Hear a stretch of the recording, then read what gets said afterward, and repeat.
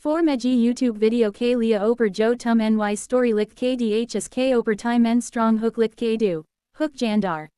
Suspenseful our curiosity Sai Barpor Hona Chaye K Mary Veur Engage Ho Jn our video Ko NTK Deck and the Morning Adventure. The first light of dawn slipped through the thin curtains. The air smelled damp and heavy, as if the room itself was holding its breath. I stepped out of bed, feeling the chill of the wooden floor beneath my feet. A distant sound of dripping water echoed from somewhere in the house. I paused, straining to hear. It was rhythmic, almost deliberate, like someone or something was moving slowly upstairs. My heart began to beat faster, each thump loud in my own ears. I walked toward the door, the floorboards creaking under my weight. The hallway was empty, bathed in pale morning light. Yet, I could feel eyes on me, unseen and patient. A cold breeze brushed past my neck, though the windows were closed. I swallowed hard and forced myself to move forward. The kitchen was quiet, yet the faint sound of whispers lingered in the air. I reached for the cabinet, but it was empty, nothing amiss. Then, I saw it. A shadow on the wall, sharp and unnatural, twisting as if alive. I froze, unable to move, as it slowly stretched toward me. The air grew colder, and my breath came in short, visible bursts. Every instinct screamed to run, but my feet would not obey. The shadow stopped, and in that pause, I realized it was not alone. Another form emerged from the corner, tall, silent, and watching. The floor seemed to tilt beneath me, the walls closing in. I wanted to scream, yet no sound escaped. I reached for the light switch, trembling, knowing whatever waited would see me before the light could reach it. And then I noticed the detail that made my blood run cold. The reflection in the glass of the window was not mine alone. The reflection in the glass of the window was not mine alone. A second figure stood behind me, its presence undeniable, yet I could not feel its weight on the floor. It was taller than any human I had ever seen, its silhouette warped and flickering like smoke in the weak morning light. I blinked, trying to shake the image from my eyes, but it remained, unmoving, perfectly still, and utterly silent. I wanted to step back, but my body refused. Every fiber of my being screamed danger, yet I could not turn around. The air in the room thickened, heavy like a storm cloud trapped in a glass jar. My ears rang, a low hum growing louder, almost as if the sound itself was trying to push me into panic. I could smell it then, a faint metallic tang that made my stomach twist.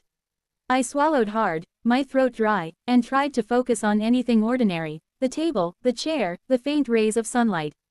But the shadows in the corners of the room had begun to move, creeping across the walls with unnatural slowness.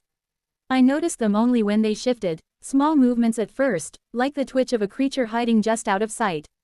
My hands shook uncontrollably, and I wanted to scream, but my voice caught in my throat. The figure in the reflection began to stretch, elongating as though gravity had no hold on it.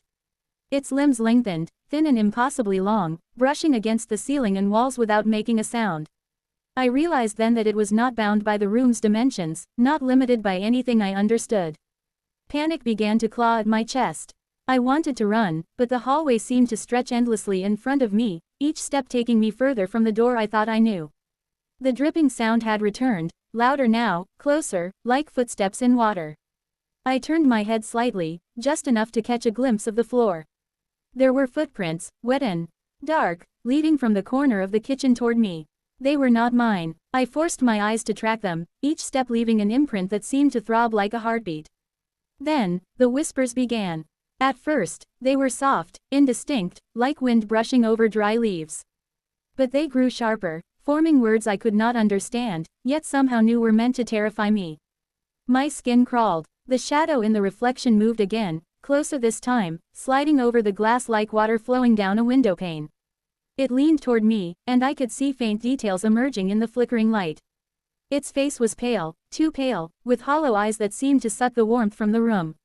The mouth opened, but no sound came. And yet, I could hear it, inside my own mind, whispering promises of things I never wanted to see.